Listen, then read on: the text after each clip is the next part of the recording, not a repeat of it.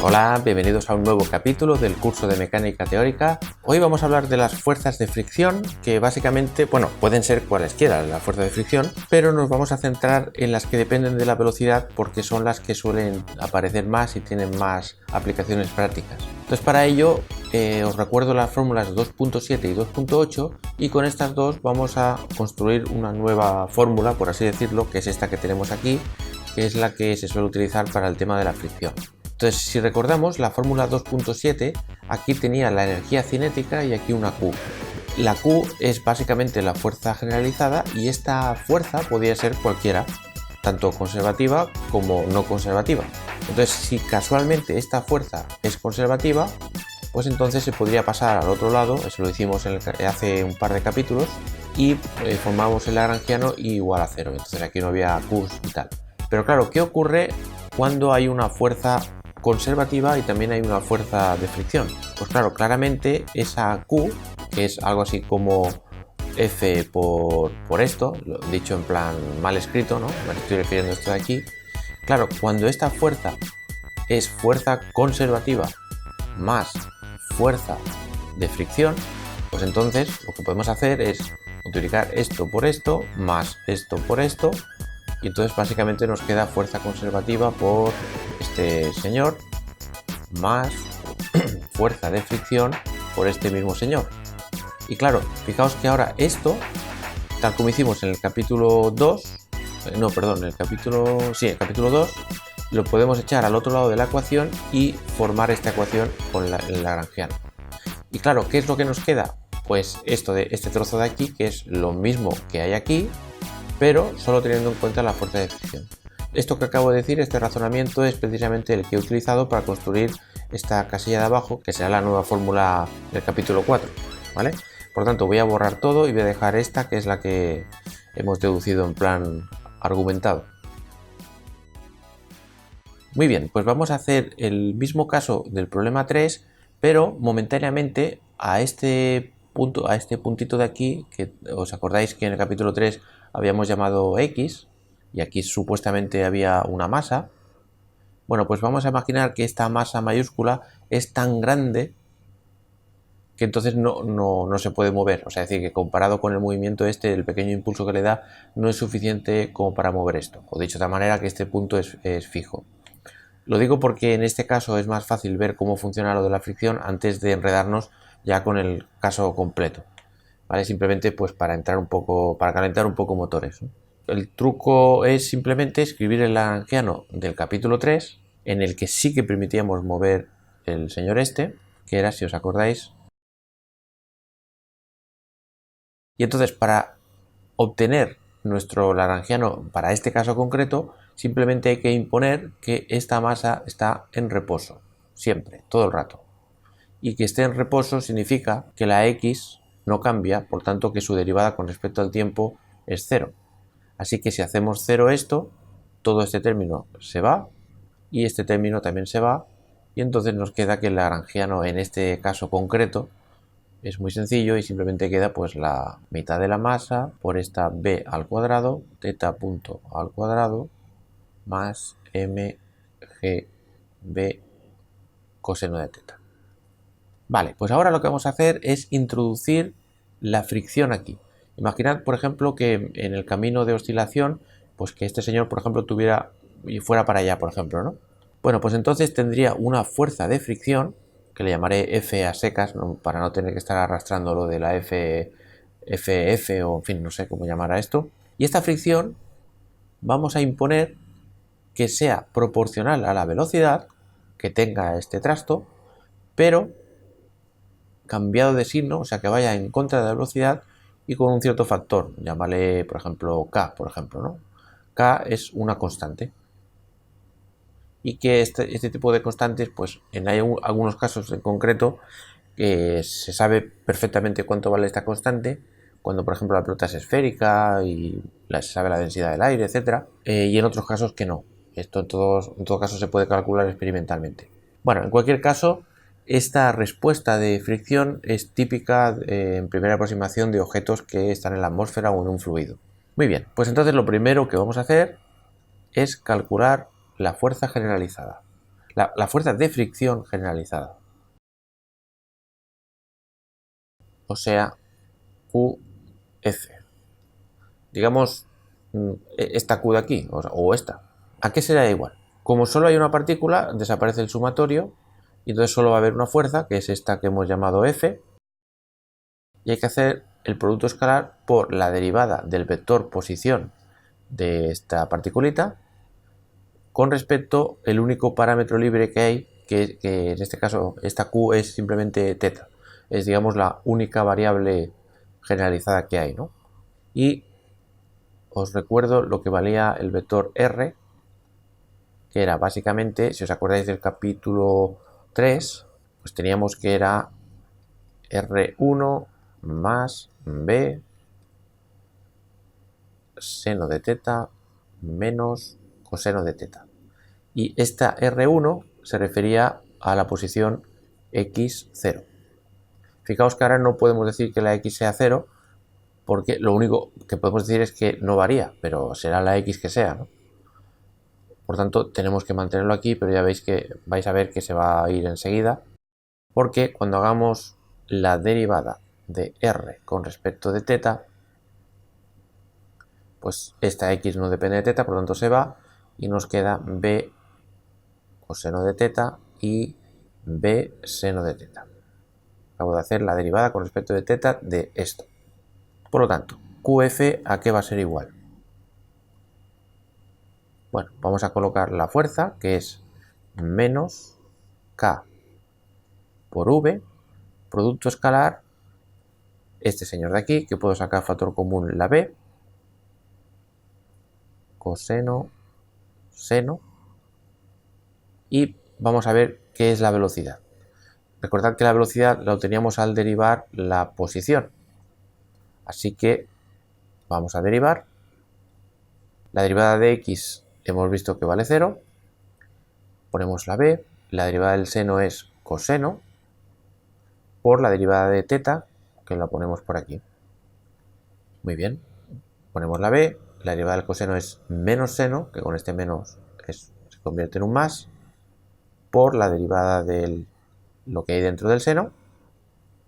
Y esta sería la velocidad. Podemos sacar factor común, teta punto b, coseno de teta, seno de teta. Por lo tanto, QF va a ser igual a menos KB, he sacado factor común esto de aquí, y ahora la V voy a sacar factor común esto. Por lo tanto será teta punto y otro B que va a ser un B al cuadrado. Y ahora hay que hacer el producto escalar de este vector consigo mismo, y fijaos que será coseno por coseno más seno por seno, o sea 1. Así que ya tenemos la fuerza generalizada de fricción y simplemente tenemos que ir a la fórmula. Entonces, vamos a desarrollar un poco esto, que esto se hace muy rápido.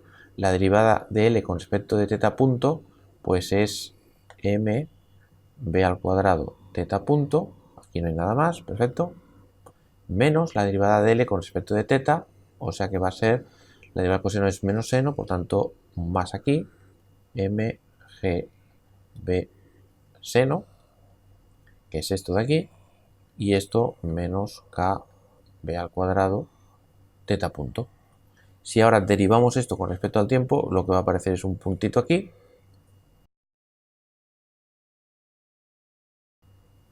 Y ya tenemos la ecuación, que igual podemos simplificar un poco, vale, pasando este al otro lado, o sea que sería mb al cuadrado teta punto más kb al cuadrado teta punto más mgb seno de teta igual a 0.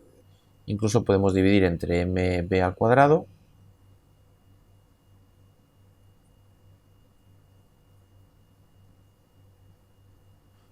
Por lo tanto, aquí se va a ir la masa, se va a ir esta b con una de estas, y esta b al cuadrado se va a ir con esta b al cuadrado,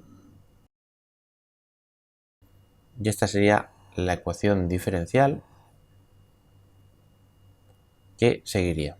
que fijaos que como aquí aparece un seno de teta, claro, pues esta ecuación es bastante fastidiosa de resolver y está la aproximación típica para ángulos pequeños.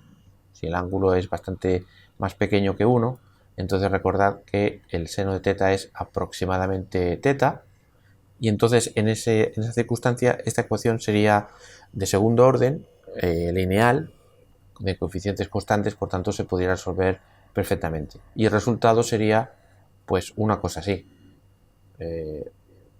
una oscilación que cada vez se va volviendo más pequeña, ¿vale? Que es lo que sabemos todos, que esto con la fricción al final se para. Vale, pues esto es para calentar motores. Vamos ahora a hacer lo mismo para el caso en el que la pelota de arriba se puede mover, que es justo el ejemplo 3, pero con fricción. Perfecto, pues he copiado el lagrangiano ya completo del capítulo 3, en el que esta partícula ya se puede mover, esta también. Y recordad que en el propio capítulo 3 ya vimos lo que era la posición de la partícula 1, de la partícula 2, y por cierto, esta es la partícula 1 que tiene masa m mayúscula, esta es la partícula 2 que tiene masa minúscula, y estas eran las posiciones. Y derivamos esto y encontramos la velocidad de esas dos partículas. Ahora lo único que tenemos que hacer, si queremos contemplar fricción, es repetir los pasos, es decir, esta parte izquierda de la ecuación va a ser igual y lo único que tenemos que añadir son estas QJ. Por lo tanto, vamos a decir, vamos a llamar por ejemplo a la fuerza de fricción de esta señora, por ejemplo si se está yendo para allá, pues experimentará una fuerza de fricción que le voy a llamar F1 por ejemplo, y esto si va para allá por ejemplo, pues va a ser una fuerza de fricción que llamaré F2, y siempre va en contra de la velocidad que tenga, cada una de ellas. Por lo tanto, F1 va a ser igual a menos una cierta constante K1 por la velocidad 1, y F2 lo mismo, pero con otra constante de fricción, y V2. Así que vamos a calcular primero lo que sería Q1. Claro, recordad que las variables o las coordenadas generalizadas en este caso son Q1 igual a X y Q2 igual a teta. Por eso digo que este 1 que estoy poniendo aquí se está refiriendo a la X, ¿vale? Si por lo que sea es un poco molesto esto, pues siempre podemos decir aquí pues la componente generalizada de la fuerza X, digamos, ¿no? Como queráis llamar. Vale, ahora como tenemos dos partículas tenemos que poner este sumatorio completo, por tanto tenemos que hacer la suma desde 1 hasta 2, que son las dos partículas que hay, de cada una de las fuerzas que están de fricción que están actuando, multiplicado escalarmente por el vector posición de cada una de ellas, derivado parcialmente con respecto de la j que estemos teniendo en cuenta. Como en este caso estamos hablando de la x, entonces esta q será x. Entonces este sumatorio tiene solo dos sumandos, que será simplemente f1 producto escalar, esto de aquí, esto es un 1, más f2 producto escalar r2 con respecto de x. Entonces qx va a ser igual a f1, pues será menos k1 por v1 producto escalar, esto que ahora lo vamos a calcular, más, o sea, menos la f2 que vale esto de aquí, menos k2 v2 producto escalar y esta derivada que ahora vamos a calcular. Muy bien, ¿cuánto vale la derivada de R1 con respecto de X? Bueno, pues tenemos que mirar aquí y vemos que vale 1, 0. Por lo tanto, lo ponemos. Y ahora vamos a calcular la derivada de R2 con respecto de X. Miramos lo que vale R2 y vemos que la derivada parcial con respecto de X pues vuelve a ser 1, 0. Por lo tanto, lo colocamos aquí. Así que incluso podemos sacar factor común el 1, 0 este de aquí, y de hecho hasta podemos sacar el menos. Y ahora ya simplemente sustituimos lo que vale v1 y v1 vemos que vale x.0 y ahora sustituimos v2 que vale todo este follón, x punto más b teta punto coseno de teta b teta punto seno de teta producto escalar 1, 0. Y vemos que como aquí solo hay componente x, solo va a sobrevivir la componente x y la componente x cuando hagamos el producto escalar. Así que ya directamente lo voy a copiar aquí, el resultado, que será el menos que hay aquí, y tendremos k1 x punto más k2 multiplicado por esto, x punto más b teta punto coseno de teta. De hecho, incluso puedo poner ya el menos directamente aquí y aquí. Y así me evito los corchetes estos. Incluso puedo sacar factor común menos k1 más k2 x punto, que son este término y este de aquí, y queda menos k2 b teta punto coseno. Perfecto. Muy bien, lo he dejado aquí en un rincón. Y ahora vamos a hablar de la componente teta, por lo tanto aquí habrá o bien un 2 o bien teta, con lo que queráis. Y por tanto no hay que hacer la derivada con respecto de x, sino ahora con respecto de la otra variable generalizada, que es teta. Y ahora, si miramos en R1, vemos que no hay dependencia explícita de teta, por lo tanto, esta derivada parcial va a ser 0, por lo tanto desaparece, así que q teta pues simplemente va a ser la f2, que es esto de aquí, multiplicado por la derivada de R2 con respecto de teta. Así que lo hacemos por aquí en un rincón. Y vemos que esto nada, y esto va a dar b por coseno de teta. Y aquí vamos a tener coseno pues menos seno, por lo tanto b seno de teta.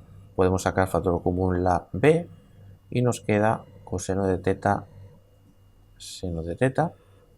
Y por otro lado, la v2 la tenemos aquí, es este asunto, o sea, simplemente he copiado esto de aquí. Por lo tanto, q teta va a ser igual a menos k2 y b, ya he puesto estos señores, ya los he utilizado, y ahora v2 hay que multiplicarlo escalarmente por esta gente. Así que va a dar esta señora por esta señora, que eso nos da x punto coseno más b teta punto coseno al cuadrado, más este señor por este señor, que es b teta punto seno al cuadrado, y si saco factor común b teta punto, pues esto me queda 1, o sea que finalmente q teta va a dar menos k2b x punto coseno de teta más b teta punto, y si lo simplificamos un poco más o lo expandimos,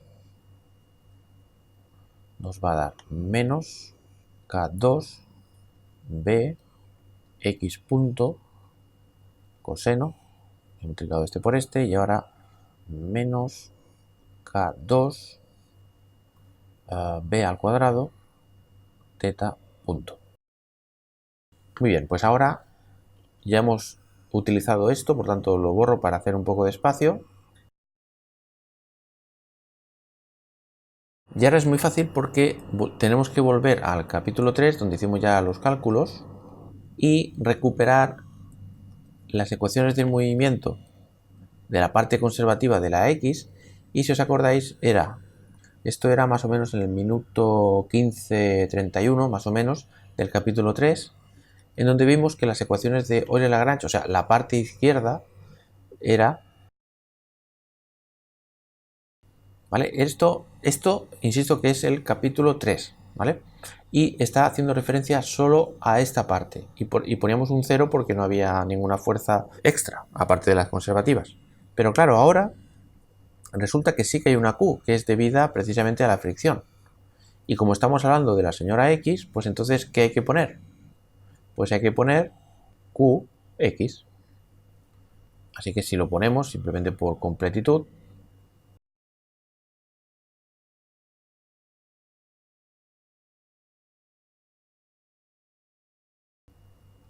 pues aquí tenemos las ecuaciones. Igual se puede... No se puede simplificar nada. Bueno, igual se puede hacer algo sacando un factor coseno, pero bueno. O sea, básicamente este trasto. Y si hacemos lo mismo con las ecuaciones para la teta, simplemente hay que recordar cuál era la parte izquierda de las ecuaciones de Euler-Lagrange para esto, que lo voy a reescribir ahora mismo. Vale, y esto más o menos ocurre en el minuto más o menos 19:26 del capítulo 3. Y ahora, lo dicho, volvemos a repetir, esto ya no es igual a 0, sino que es igual